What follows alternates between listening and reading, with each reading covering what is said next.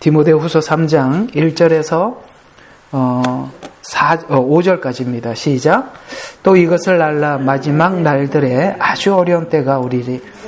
사람들이 자기를 사랑하고 돈을 사랑하고 자긍하고 교만하며 하나님을 모독하고 부모에게 순종치 아니하며 불순종하며 감사치 아니하고 거룩하지 아니하며 무정하고 화해하지 아니하며 모함하고 절제하지 못하고 사납고 선한 것을 좋아하지 아니하며 배반하고 분별이 없으며 자만하고 쾌락을 사랑하는 것이 하나님 사랑하는 것보다 더하며 경건의 모양은 있으나 경건의 능력을 부인하는 자, 이런 자들에게서 돌아서라. 아멘. 우리는 여러 가지로 지금 마지막 때라고 이야기를 합니다. 그 마지막 때라는 이야기를 여러 방면에서 하게 되는데요. 특별히 성경에 기록된 자연 현상들, 지진, 기근, 뭐 이런 거, 그다음에 또 사회, 국제적인 문제, 민족이 민족을, 그다음에 나라가 나라를 대적하여 일어나는 전쟁의 소식, 뿐만 아니라 지금 사회에 흐르고 있는 어떤 정서들, 오늘 여기 그 정서에 대해서 쭉 설명을 하고 있죠. 그러니까 이런 여러 가지 조짐을, 상황을 살피면서 정말 이 시대는 마지막 때구나, 이렇게 사람들이 알 수밖에 없습니다. 믿지 않는 사람들이 말세라고 이야기하는 거는 아무 근거 없이 그냥 말세라고 이야기하지만, 우리는 성경을 알고 성경의 마지막 때에 대한 여러 가지 징조들을 우리에게 말씀해 주셨죠. 그래서 우리가 이 성경을 기준하여 이 마지막 때가 되었다는 것을 여러 방면에서 분명히 알 수가 있는데요. 오늘은 마지막 때 우리가 어떤 신앙으로 하나님 앞에 나가야 하는가에 대한 부분을 여러분들과 함께 나누어 보려고 합니다. 자, 여러분, 성경은 마지막 때 신앙을 아주 매우 싸워라, 전투적이어야 한다, 이렇게 표현을 하고 있습니다. 전투적이어야 합니다. 여러분, 마지막 때 신앙은 대충 하는 둥 마는 둥 해가지고는 절대 이 마지막 때를 우리가 지나갈 수가 없어요. 아주 매우 전투적이어야 합니다. 그게 왜 전투적이어야 하는지를 요한계시록을 근거로 여러분들과 함께 말씀을 좀 드려보려고 하겠습니다. 하나님은 이 마지막 때에 대한 시간표들을 다니엘서와 요한계시록, 그 다음에 마태복음 24장, 에스겔, 스가랴서, 이런 성경을 통해서 이스라엘을 중심으로 살펴 확인하라라고 우리에게 말씀하고 있어요. 그래서 마지막 시간표를 확인하기 위해서 하나님은 이스라엘에게 예언하시고 또 예언하신 대로 어떻게 성취되어 가고 있는지를 너희들이 유심히 잘 살피게 되면 이 마지막 때를 인지할 수 있다라고 그렇게 말씀을 하고 있는데요. 요즘은 여러분들과 계속 이 예언서를 좀 정확하게 좀 전달하려고 이렇게 많이 애를 쓰고 있고, 또 그러다 보니까 시간 이런 공백 시간이죠. 앞으로 강의하는 시간 말고 이런 공백 시간에 좀 어떤 뼈대를 좀 여러분들에게 참 일단은 이 뼈대를 좀 잡아 드리려고 굉장히 좀 노력하고 있는 중인데요. 그런 관점에서 우리가 한번 다니엘서, 요한계시록에서 설명하고 있는 우리에게 마지막 때의 신앙이 이렇게 해야 된다. 그 다음에 때는 이런 때가 마지막 때이다. 이런 부분들을 오늘 간략하게 한번 살펴보고 우리가 왜 전투적인 신앙으로 마지막 때에 임해야 되는지 살펴보도록 하겠습니다. 자, 이 다니엘서 12장 1절을 보면 내 자손을 위하여 위대한 통치자 미가엘이 등장하리라. 이게 마지막 때 미가엘이 등장할 것에 대해서 성경은 말씀하고 있어요. 근데 요 앞에 이런 말들이 참 중요해요. 내 자손을 위하여, 이렇게 표현하고 있습니다. 우리가 이제 과거에 대체 신학으로 성경을 볼 때는 내 자손을 위하여 이렇게 했을 때는 교회를 위하여 이렇게 이해를 했어요. 아닙니다. 이 내 자손은 분명히 유대인을 이야기합니다. 그래서 내 자손을 위하여 위대한 통치자 미가엘이 등장할 것이다. 마지막 때. 그건 네 자손을 위해서 일어나는데, 이게 이제 요한계시록 12장 7절과 9절에 보면 이게 전 3년 반에 있을 사건들을 기록한 거거든요. 그때 미가엘이 등장한대요. 그럼 전 3년 반에 미가엘이 등장한다는 것은 이건 후 3년 반은 아니니까 전 3년 반에 다니엘이 말씀하신 대로 미가엘이 이렇게 등장을 하는데요. 계시록 12장 7절과 9절에 보면 이렇게 등장합니다. 하늘에 전쟁이 있으니 미가엘과 그의 천사들이 용을 대항하여 싸우고 용과 그의 천사들도 싸우나 그들이 이기지 못하여 하늘에서 더 이상 있을 곳을 찾지 못하더라. 여기서 미가엘과 사단이 어디에서 전쟁하느냐면 이 땅이 아니라 이스라엘 백성들은 땅을 사실은 크게 보면 7개의 하늘로 나누지만 그러나 성경에서는 3개의 하늘로 설명을 하고 있어요. 그럼 여기서 말하는 하늘은 둘째 하늘을 이야기하는 거거든요. 셋째 하늘은 하나님 보좌가 있는 것이고 둘째 하늘은 사단이 공중 권세 잡은 곳이고 땅은 우리가 살고 있는 곳인데 다니엘서 보니까 마지막 때 내 자손을 위해서 이스라엘 백성들을 구원하기 위한 시간이 7년 대환란인데 그때 미가엘이 등장을 하는데 하늘에서 전쟁이 있대요. 그러면 이 하늘은 둘째 하늘에서 전쟁이 있는데 용과 싸운답니다. 근데 그 용이 더 이상 있을 곳을 찾지 못한다는 것은 미가엘과의 싸움에서 패배한다는 이야기거든요. 그래서 더 이상 하늘에서는 있을 곳이 없어서 그 용이 쫓겨나서 땅으로 내려온다고 합니다. 그게 후 3년 반에 있을 사건이거든요. 그러니까 전 3년 반에는 마귀가 공중에 있어요. 그러나 전 3년 반 때 미가엘과 싸워서 내려오는 그 시간이 후 3년 반으로 들어가는 시간이거든요. 왜냐하면 13장부터는 후 3년 반 이야기거든요. 근데 그 용이 그 정체를 이렇게 이야기해요. 마귀, 사탄, 옛뱀, 세상을 미혹하던 자라. 이게 에덴 동산에 찾아왔던 그 마귀구나. 이렇게 알 수 있지요. 자, 그러면 여기 보면 내 백성, 그러니까 마지막 때를 이해하려면은 마지막 때는 이스라엘의 구원이 목적이에요. 이스라엘의 구원이 목적이니까 하나님께서 마지막 때 시간표로 이스라엘을 아주 눈여겨봐야 되겠죠.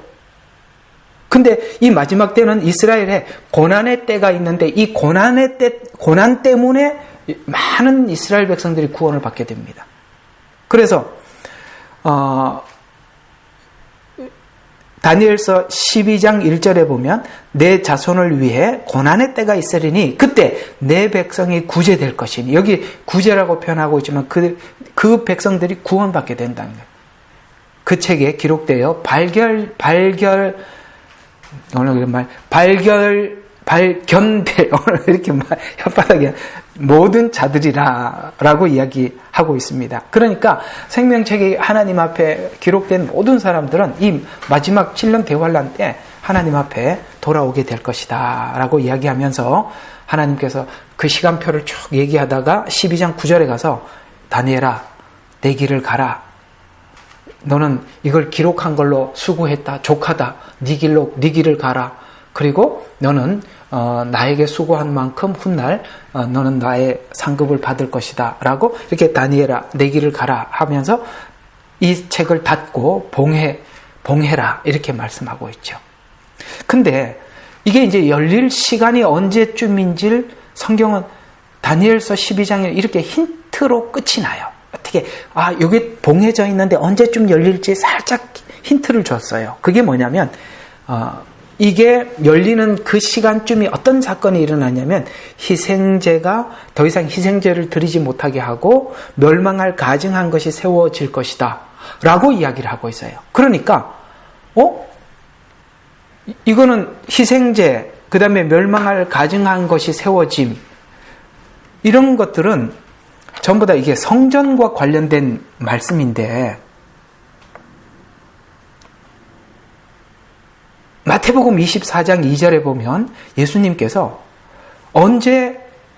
예수님 마태복음 24장에 한일에 들어가는 종말에 대해서 24장에 설명하면서 종말에 들어가기 전에 어떤 일이 있느냐면 언제 그런 일이 있습니까? 이렇게 물으니까 바로 24장 2절에 이렇게 이야기합니다.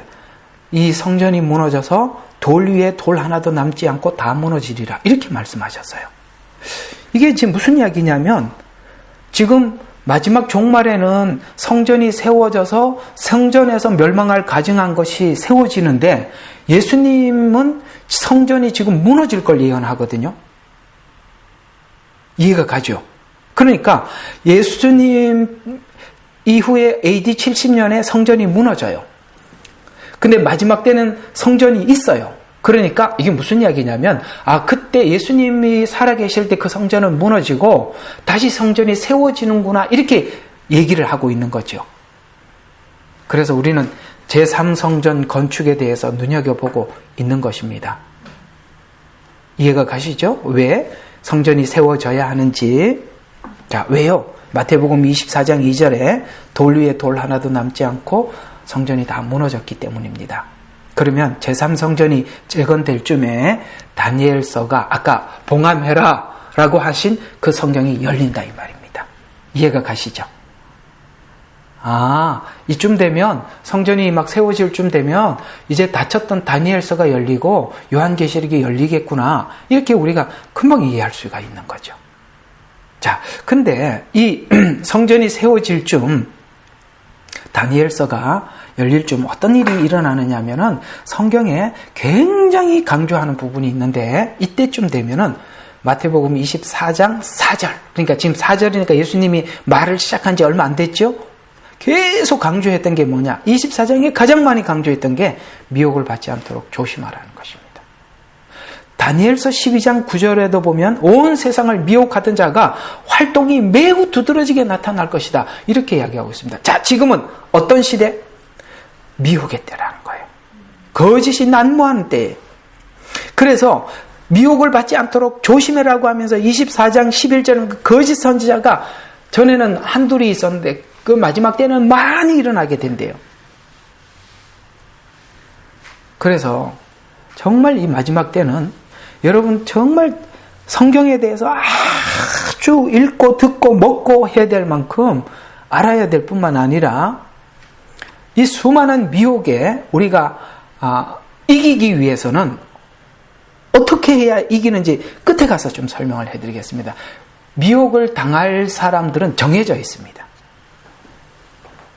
미혹을 당할 수밖에 없는 사람은 정해져 있어요. 왜 정해져 있는지 설명을 하겠습니다.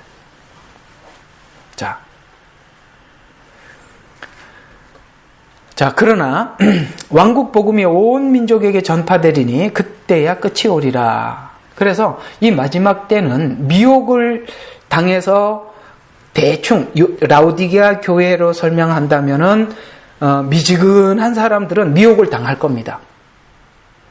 그러나 또 하나는 이제 지금은 하나님을 적극적으로는 믿지는 않지만 하나님에 대해서 진심의 마음을 가지고 있는 사람들은 많은 영혼들이 주님 앞에 오게 될 것입니다. 무슨 일 때문에 그렇게 돌아오게 되느냐면은 이 요한계시록에 보면 두 증인의 사역이 전 3년 반에 있는 사역이거든요. 이 두 증인의 사역을 통해서 굉장히 많은 영혼들이 돌아오게 되고, 뿐만 아니라 이제는 이스라엘의 모든 이제는 모든 지구가 돌아가는 모든 사건들을 이스라엘에 향하신 하나님의 약속과 말씀을 빗대어서 이해를 해야 합니다. 그러면 다 풀려요. 그러면 러시아와 우크라이나 전쟁도 어떤 관점에서 봐야 되냐? 알리아 운동이라는 관점에서 보면은 풀리는 거죠.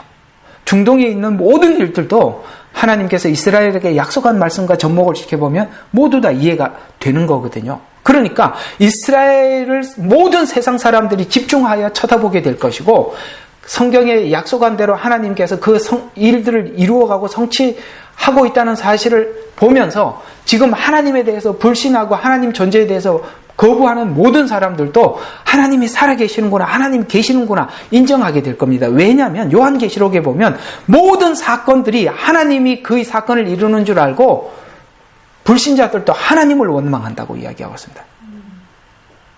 그러니까 세상 모든 사람들이 하나님을 알게 돼요. 그러나 하나님을 믿는 사람들은 핍박을 받으면서도 정결하게 되지만, 하나님을 믿지 않는 사람들은 하나님이 하시는 모든 일들에 사사건건 불만이고 사사건건 모함을 하고 하나님을 회방합니다.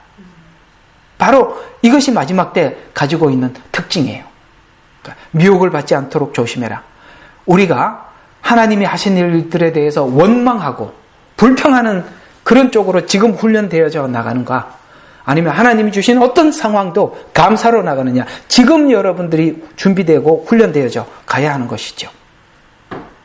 그런데 이 마지막 때는 마지막 때를 아는 종과 모르는 종이 있대요. 착한 종은 때를 따라 양식을 나눠준다는 말은 다니엘서와 마태복음과 요한계시록에 성경이 기록한 그 예언의 성취 시간이 다가왔음을 알고 사람들에게 지금 나팔절 마지막입니다. 주님께서는 염키푸르 대속죄일이 눈앞에 있습니다. 지금 나팔절입니다. 회개해야 됩니다. 준비해야 됩니다. 이렇게 외치는 착한 종. 왜? 마지막 때가 눈에 보이니까요. 그래서 그 착한 종은 지금 때를 알고 사람들에게 준비시켜주는 종일 겁니다. 악한 종은 뭐예요? 주인이 더디 오리라. 이게 무슨, 지금 하나님이 말씀하신 때에 대한 이해가 전혀 없는 거예요. 무슨 소리? 지금이 무슨 예수님 오실 때가 됐어. 이렇게 이야기하면서 아직도 멀었어. 그건 옛날에 이루어진 사건이야. 이렇게 이해를 한다 이 말입니다. 왜 이 두 종은 그렇게 서로 다른 이해를 할까요? 똑같은 상황을 두고요. 착한 종은 복음이 말하고 있는 그 때의 때를, 복음이 말하고 있는 구원의 때, 그 다음에 뭐죠? 재림의 때, 구원이 뭘 이야기합니까? 우리 영혼이 구원을 받고 거듭나고 성화되고 뭐죠? 예수님께서 승천하시고 재림하시고 이 복음이 말씀하고 있는 절기에 따라서 정확한 이해를 하고 있는 사람입니다. 복음에 대한 정확한 이해를 하고 있기 때문에 때를 살피고 보는 거죠. 그러면 이 마지막 때가 다 됐어요. 착한 종이 외치는 이 마지막 때 우리는 어떤 신앙을 성경이 요구를 하고 있는지 저는 오늘 이 요한계시록을 중심으로 해서 다시 오늘 디모데후서 3장 이걸로 좀 결론을 내려보려고 하는데요. 자, 마지막 때가 되면 야, 때가 됐어? 다가왔어? 그러면 요한계시록 1장 3절에 이렇게 이야기합니다. 그때가 가까우면 너희들은 성경을 읽어라, 예언을 읽어라, 그리고 들어라, 지켜라 이렇게 말씀하고 있습니다. 아멘이십니까? 여러분 마지막 때가 가까워왔다는 걸 알면 우리가 예언서에 대해서 더 이상 덮어서는 안 되는 겁니다. 읽어야 돼요. 들어야 돼요. 그리고 그 가운데 기록된 대로 준비하고 지켜야 합니다. 왜요? 하나님은 이렇게 소개하고 있어요. 나는 알파요 오메가다. 나는 시작과 끝이라고 분명히. 하나님이 시작하고 끝을 안 내는 분이 아니에요. 끝을 내는 분입니다. 이번 주에 여러분들에게 출애굽기에서 말씀을 드리겠지만은 모세에게 하나님이 나타나셔서 이렇게 말씀하십니다. 내가 전에는 전능하신 하나님으로 너희들에게 나타났지만은 여호와로는 한 번도 너희들에게 나타난 적이 없다는 거예요. 그래서 지금은 여호와로 너희들에게 나타나겠다. 이게 무슨 말이냐면 전능하신 하나님이라는 말은 하나님께서 아브라함에게 약속하셨어요. 그리고 그 약속을 지금 하나님의 전능, 이삭을 주시고 그 다음에 야곱을 선택하시고 이렇게 하나님이 전능한 방법으로 이끌어왔는데 그 약속이 지금 이스라엘 백성들을 이끌어내는 실제 그 약속을 성취하는 여호와로 너희들 가운데 찾아가겠다는 것이죠. 이 무슨 말이냐면 나는 알파요 오메가요 이런 말하고 같은 이야기죠. 하나님이 약속하셨어요.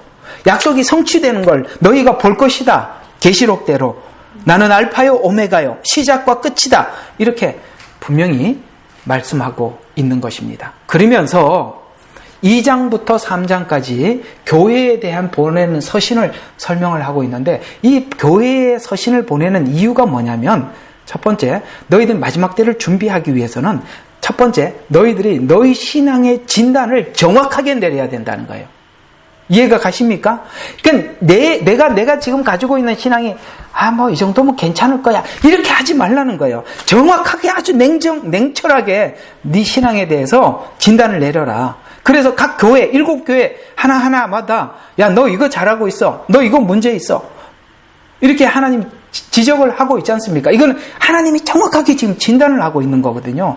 여러분 마지막 때 첫 번째 해야 될 일은 뭐냐면 싸우는 게 우선이 아니라 여러분과 저의 신앙의 진단을 솔직하고 진솔하게 정직하게 내려서 나 이거 문제 있어, 이거 해결해야 돼, 그걸 싸우라는 거예요. 그리고 이기라고 말씀하고 있는 거예요. 그거 안 하면 앞으로 이제 4장, 5장, 6장, 7장으로 넘어가는 이걸 우리가 견뎌낼 수가 없는 것입니다. 무장해야 되기 때문에 그렇게 하나님은 교회마다 진단을 하는데 그 중에 우리가 진단에 대해서 진단하지 못하는 사람이 있어요.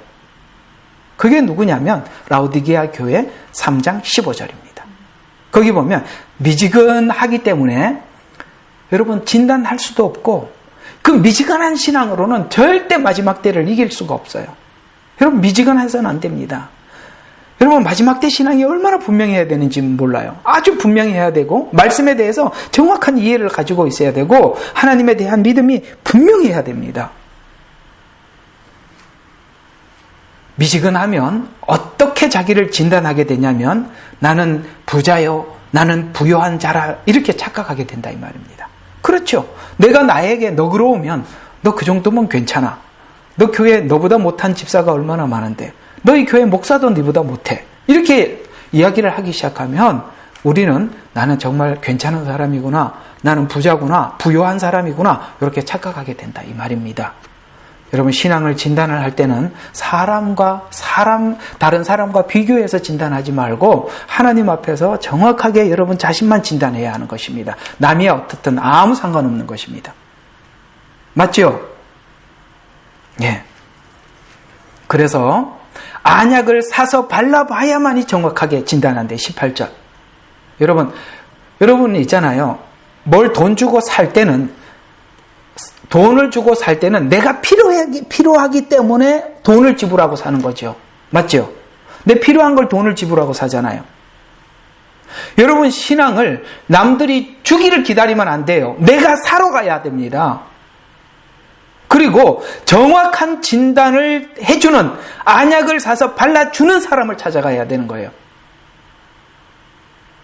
못하는 걸 못한다고 얘기하는 사람을 찾아가야지 못하는데 잘한다는 사람 찾아다니면 어떻게 나를 진단하겠습니까?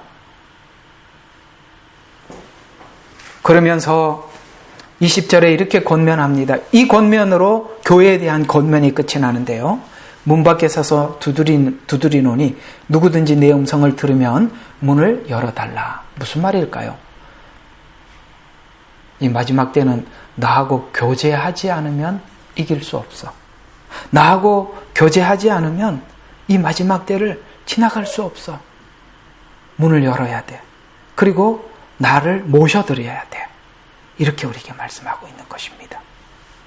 그러면 제가 오늘은 좀 계시록에서 뭘 싸우라고 했는지, 뭘 진짜 신앙으로 막 무조건 이겨야 되는지 이 두 가지만 좀 성경에 이 계시록의 두 가지 강조점이에요. 결국에는 계시록에는 이 두 가지 신앙 이걸로 하나님이 테스트를 하는 거예요. 첫 번째 666표입니다.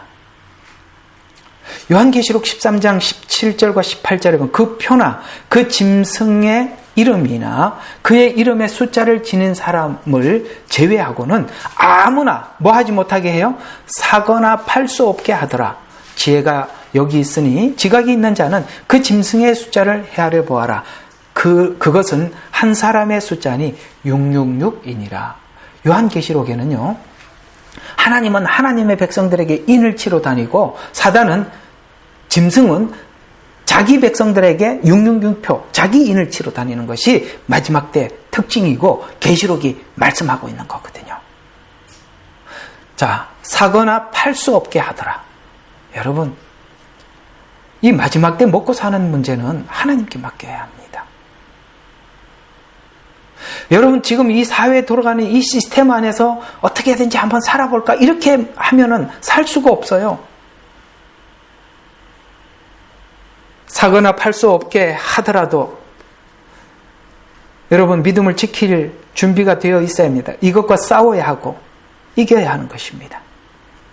이게 얼마나 심각한 문제냐, 이 666이. 요한계시록 19장 20절에 다시 이 666에 대해서 이렇게 표를 받은 사람들에게 이렇게 말씀하고 있어요. 계시록 19장 20절, 그 짐승이 잡히고 짐승 앞에서 기적을 행하던 거짓 선지자도, 여기 거짓 선지자는 단순히 교회의 목회자들이나 복음을 전하는 사람 정도가 아니라 이렇게 666표를 받아야 합니다. 하여튼 이런 그 짐승이 하고 있는 모든 일을 홍보하는 이런 모든 사람들이 여기 거짓 선지자에 다 들어가는 것입니다. 거짓 선지자들도 그와 함께 잡혔으니 그는 짐승과 더불어 그 짐승의 표를 받은 자들과 그의 형상의 짐승의 표를 뭐 한 사람? 받은 자들. 두 번째 뭐예요? 그의 형상에 경배하던 자들을 속이던 자라. 이 둘은 유황으로 불타오르는 불못에 산채로 던져지더라. 여러분 선명하게 말씀하고 있어요. 666표 받으면 산채로 불못에 던져진답니다. 누구하고 같이요? 짐승과 더불어 같이 거기 들어간답니다. 사거나 팔 수 없을 때가, 제가 오늘도 보니까 이제 디지털 화폐 준비하느라고 아주 사람들 지금 코로나 때문에 정신이 없을 때 아주 철저하게 각 나라마다 준비를 하고 있더라고요. 그때가 되면, 이게 실제 상황이 되면 이제는 사거나 팔 수 없는 정말 그 시대가 옵니다. 성경이 예언했으니까 올 겁니다. 오고 말고요.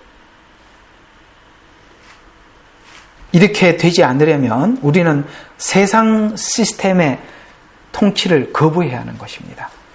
사거나 팔 수 없게 했던 시스템에서 나와서 하나님만 바라봐야 하는 것입니다. 왜 이 시스템이 그런 시스템이냐? 이것은 바로 음녀가, 적그리스도가, 마귀가 세상 권세를 입고 만든 시스템이라고. 두 번째, 내 백성아 거기서 나오라고 말씀하고 있어요. 자, 요한계시록 18장 3절에서 4절에 보면, 자, 마귀들의 거처다. 지금 이런 시스템이 뭐냐면은 정치, 그 다음에 이 도시, 경제, 문화, 이런 모든 시스템들은 이 사단의 세력을 사단이 정치적 권력, 이런 권력을 준 사람들을 통해서 그가 만들어 놓은, 사단이 만들어 놓은 시스템이래요. 그래서 사실은 우리가 보면 이런 시스템들이 그냥 정부가 그렇게 했구나 이렇게 생각하겠지만, 성경은 그 정체를 밝혀주고 있는 거예요. 이 시스템은 누가 만든 거냐? 마귀의 거처래요. 여기가 온갖 더러운 영의 소굴이고, 모든 더럽고 가증한 새의 소굴이고, 모든 민족들이, 여기 보면 이게 한 이스라엘이나 아니면 어떤 나라에 국한된 게 아니라 모든 민족들이 그녀의 음행으로 인해 진노의 포도주에 취한 까닭에, 지금 이 시스템이 좋은 세상 왔네 이렇게 생각하는 게 악한 종이, 아까 이거 포도주에 취한 까닭에라고 했는데, 여기 마태복음 24장에 보면 악한 종이 술에 취했다고 하는 그 술이 바로 이 진노의 포도주에 취한, 이해가 가십니까? 그래서 이런 세상이 오면 올수록 우리는 종말이 다가왔구나, 우리는 666표를 받지 말아야 되겠구나, 여기서 벗어나야 되겠구나, 여기서 하나님이 나오라고 하시는구나, 이런 식으로 이해를 하고 있고, 반대로 이 악한 종들은 뭐라고 이야기한다고요? 야, 좋은 세상이 왔다, 이렇게 좋은 시스템을 우리가 도입을 하는구나, 이렇게 다르게 본다 이 말입니다. 그래서 이는 진노의 포도주에 취한 까닭에라고 말씀하신 것처럼 악한 종은 술에 취하여라고 마태복음 24장에 말한 같은 의미라는 거죠. 그들은 왕들이 그녀와 더불어 음행하였고, 땅의 상인들은 그녀의 사치에 풍요함으로 부요롭게 되었습니다. 자, 보세요. 이게 이렇게 설명을 해 가고 있다는 것을 잘 기억해 주시기 바랍니다. 사치의 풍요, 부요, 이걸 내려놔야 돼요. 아시겠습니까? 여러분, 사치, 물론 여러분들이 사치 안 한다는 건 알아요. 그러나 세상의 부요함에 마음을 내려놓으셔야 합니다. 그래서 사치의 풍요함으로 부요하게 되었습니다. 내가 들으니 하늘에서 다른 음성이 나서 말하기를, 여기서 다른 음성이 이렇게 말해요. 나의 백성들아 그녀에게서 나오라. 이게 지금 하나님 마지막 때 요구하는 신앙이, 첫 번째는 뭘 요구하는 거다고요? 666표 받지 마라. 두 번째는 뭐라고요? 이 시스템에서 나오라. 이렇게 이야기를 하고 있는 것이죠. 이게 요한계시록 마지막 때 가져야 될 신앙입니다. 그리하여 그녀의 죄들의 동참자가 되지 말고 그녀의 재앙들도 받지 말라. 이렇게 말씀하고 있습니다. 자, 그래서 계시록을 뜯어보면서 오늘은 좀 신앙적 관점에서 하나님 마지막 때 우리에게 어떤 신앙을 요구하시는가 살펴봤더니, 아하, 우리는 이 마지막 때 이런 666표 먹고 사고 팔고 여기에서 우리가 하나님만 바라보고 하나님의 공급해 주심을 바라보고 살아야 되는구나. 없으면 없는 대로 그렇게 살아야 되는구나. 두 번째, 세상에 내가 좀 더 잘 살아보자. 좀 더 넉넉하게 살아보자. 이런 마음들에 대해서 완전히 내려놔야 되는구나. 아멘이시죠? 예. 그걸 하나님이 요구하시는 것이 종말의 신앙입니다. 우리 마음속에 좀 더 벌어보자, 좀 더 넉넉하게 살아보자, 이런 마음들과 여러분들 꼭 싸워서 반드시 승리하시기를 주 예수 그리스도의 이름으로 축원합니다. 하셔야 됩니다. 방법 없어요. 성경의 마지막 때 이 신앙 아니고는 살 수 없다고 말씀하고 있습니다. 그럼 여기서 나오려면, 자, 정리하면은 첫 번째 뭐라고요? 개인의 신앙을 정확히 진단해라. 두 번째로, 하나님은 예언하신 대로 성취하시는 분임을 믿어라. 세 번째, 세상의 명예와 부여로부터 분명한 신앙 고백을 해라. 이렇게 세 가지로 결정할 수 있습니다. 자, 그러면 오늘 그렇게 하기 위해서 우리가 우리 마음속에 정리해야 될 부분이 뭔가, 디모데후서 오늘 읽었던 본문으로 돌아와 이 이야기로 결론을 맺어보겠습니다. 한번 봅시다. 자, 또 이것을 알라. 마지막 날에 아주 어려운 때가 오리라. 아주 어려운. 왜 아주 어려운가? 여러분, 우리가 지금 성경을 통해서 하나님 우리에게 배운 신앙 삶을 이렇게 요구하고 있습니다. 너희는 자기를 부인하고 자기 십자가를 지고 나를 따라와라. 왼뺨을 치면 오른뺨을 돌려대라. 이걸 하려고 그러는데 너무너무 화가 나죠. 왜? 사람들이 왼뺨을 치면 오른뺨을 돌려대니까 또 왼뺨을 또 대래. 이해가 가요? 오리를 가자 그랬는데 십리를 동행해 줬는데 고맙다는 말도 안 하고 가버려. 이게 마지막 때라. 왜요? 마지막 때는 성경과 반대되는 성향들을 사람들이 점점 가지고 있기 때문에 우리가 그리스도의 마음으로 희생하면 할수록 상처가 커요. 왜냐하면 오늘 디모데후서 3장 1절과 5절인가 이거를 알라. 마지막 날에는 아주 어려운 때가 오는데, 왜냐하면 사람들이 자기를 사랑하고 돈을 사랑한대요. 이 두 가지가 가장 큰 원인이에요. 자기 사랑, 돈 사랑. 오늘 여기 보니까 요한계시록에 보니까 그녀와 더불어 행음에서 얻은 게 뭐라고요? 부요, 사치. 여기 뭐라고 이야기합니까? 돈을 사랑하는 거. 바로 돈을 사랑하는 거예요. 여러분, 마지막 때 우리가 버려야 될 것이 뭐냐면 바로 돈 사랑이에요. 돈 사랑은 자기 사랑에서 나오는 것입니다. 성경은 분명히 말씀하고 있는데 하나님과 재물을 겸하여 섬길 수가 없다고 말씀하고 있어요. 그건 마지막 때 뚜렷이 하나님과 재물을 겸하여 섬길 수 없다는 것을 신앙 고백하라고 우리에게 말씀하고 계시는 것이잖아요. 그래서 자기 사랑과 돈 사랑이 어떻게 가느냐? 자기를 사랑하고 돈을 사랑하면 할수록 이런 증세가 생기는데, 자긍하고 교만하고 하나님을 모독하고 부모에게 불순종하고 감사치 아니하고 거룩하지 아니하며 무정하고 화해하지 아니하고 모함하고 절제하지 못하고 사납고 선한 것을 좋아하지 아니하고 배반하고 분별이 없고 자만하고 쾌락 사랑하는 것을 하나님 사랑하는 것보다 더하며. 근데요, 이게 불신자들에게는 뚜렷이 나타나는 현상인데 신자들 중에 이런 사람이 있다는 거예요. 경건의 모양은 있지만 이런 경건의 능력이 없는 것. 그러니까 종교 생활을 너무 잘해. 그래서 믿음이 좋은 줄 알았는데 가만히 보니까 자기도 사랑하고 돈도 사랑하고. 이해가 가시죠? 헷갈리는 거예요. 종교 생활을 열심히 하니까 이 사람이 정말 오늘 여기 디모데후서 3장 1절과 5절에 있는 세상 사람처럼 이런 사람이 아닐 거라고 생각했는데 보니까 아니더라는 거예요. 그런 사람은 누구라고요? 경건의 모양은 있지만 그 경건의 능력을 부인하는 사람이에요. 아무리 예수님을 믿어도 말씀에 아무런 능력이 없는 사람들이에요. 이런 사람들에게서 뭐하라? 돌아서라.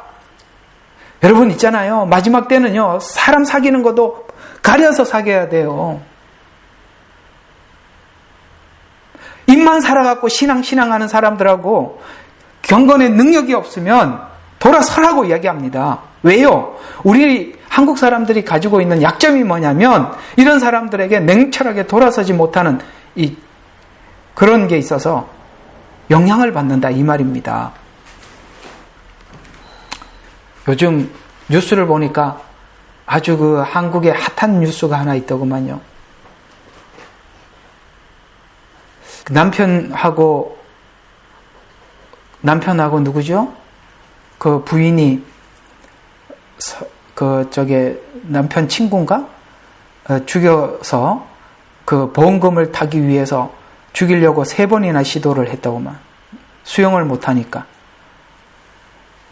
이렇게 빠뜨리려고 하고, 또 수상스키 타면서 빠뜨리게 하고, 밤 8시에 개울물, 이렇게 깊은데, 다이빙 하라 그래가지고, 거기서 빠져 죽게 만들어갖고, 보험금 타먹으려고, 그걸 했던 걸 누가 촬영했던 걸 찍어가지고 올렸는데, 진짜 물에 빠뜨리려고 무진장 노력을 했더구만.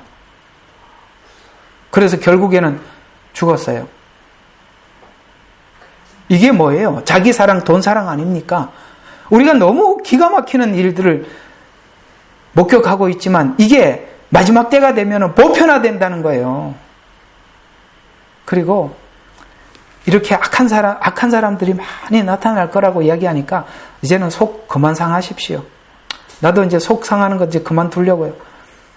너무너무 속상해갖고 세상이 이렇게 되냐 너무 놀래서 너무 놀랬는데 이제는 좀 안 놀라려고 그러는데도 그게 쉽지는 않습니다만 이런 시대가 온대. 그래서 아주 어려운 때가 온답니다.